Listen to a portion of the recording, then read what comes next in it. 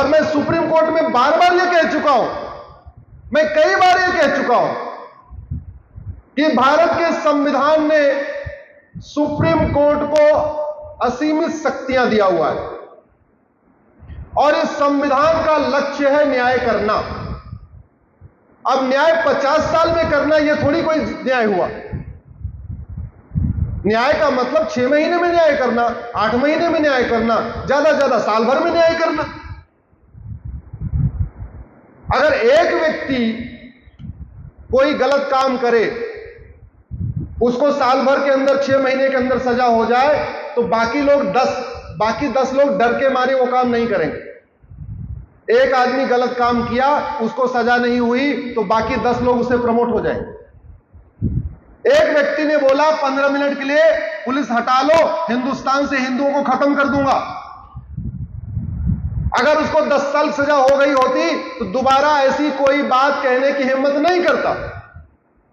लेकिन वो जेल में होने की बजाय विधानसभा में बैठा हुआ है घटिया कानूनों के कारण, इसलिए बाकी लोग भी कह रहे हैं मैं भी खत्म कर दूंगा, मैं भी खत्म कर दूंगा, मोदी भी जाहिल है, फलाने भी जाहिल है, इसको भी मारूंगा, उसको भी मारूंगा, सब कह रहे हैं। मैं बार बार कहता हूं, सठे साठ्यम समाचरेत, यह कहां का सिद्धांत है? जोर से बोलिए। भारत का। लोहा लोहे को काटता है, यह कहां कहा जाता है? भारत में। भय बिन होय न प्रीत, यह कहां लिखा है? रामायण में।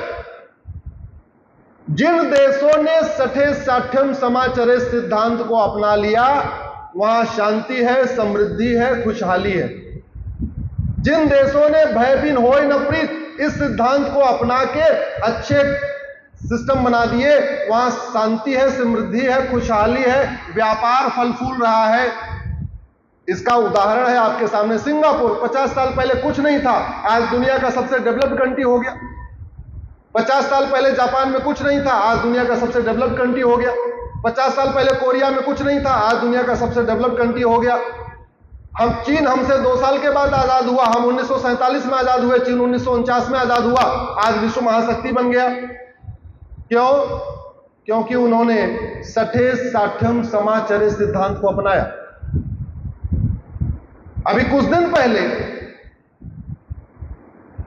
सिंगापुर में एक व्यक्ति के पास 900 ग्राम गांजा मिला था, मात्र 900 ग्राम। 1 साल के अंदर फांसी हो गई उसको। दोबारा सिंगापुर में कोई गांजा लेके घूमेगा क्या? बोलिए जरा। नहीं। अभी चीन में एक कंपनी, सरकार गवर्नमेंट कंपनी के जीएम ने ठेकेदार से 2 लाख युआन ले लिया था, फांसी दे दिया। अब चीन के जापान में चीन की सरकारी कंपनी कोई अपने पैसा मांगेगा क्या? कुछ दिन पहले कोरिया में एक आदमी अवैध रूप से घुस गया था, 20 साल की सजा हुई है, 20 साल की।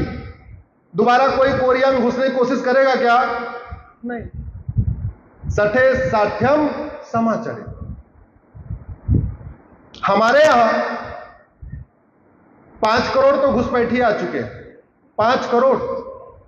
और वो घुसपैठिए इसलिए बैठे हुए हैं क्योंकि घुसपैठ के खिलाफ हमारे पास कोई कठोर कानून नहीं, और जब उसके खिलाफ कुछ सरकार निकालने की कोशिश करती है तो 10-15 बड़े वकीलों का समूह सुप्रीम कोर्ट पहुंच जाता है, मानवता के आधार पे उनकी मांग करने लगता है। और सबसे बड़ी आश्चर्य की बात, सुप्रीम कोर्ट भी उसको स्टे कर देता है। तो पहली बात तो घुसपैठिए पकड़े नहीं जाते, और पकड़ में भी आ गए, पुलिस ने मान लो पकड़ भी लिया, मामला बाद में उसको कोर्ट से स्टे मिल जाता है। आज की डेट में न्यायिक व्यवस्था के असफलता का ही कारण है कि भारत में अपराध कम नहीं हो रहा। आप लोग टीवी पे सुनते होंगे, आज यहां हत्या हो गई, आज वहां हत्या हो गई, आज वहां हत्या हो गई, वहां हत्या हो गई। इस हत्या का मूल कारण यही है। एक हत्यारे को आप साल भर के अंदर फांसी दे दीजिए, मैं गारंटी के साथ कहता हूं अगले 5 किलोमीटर के एरिया में कोई हत्या करने की कोशिश नहीं करेगा। ये सिद्धांत है। एक नशा का तस्कर को आप फांसी दे दीजिए, 20 किलोमीटर के एरिया में कोई गांजा की पुड़िया लेकर आपको दिखाई नहीं पड़ेगा। आज की डेट में नशा तस्करी हमारे लिए बहुत बड़ा एक खतरा बन गया।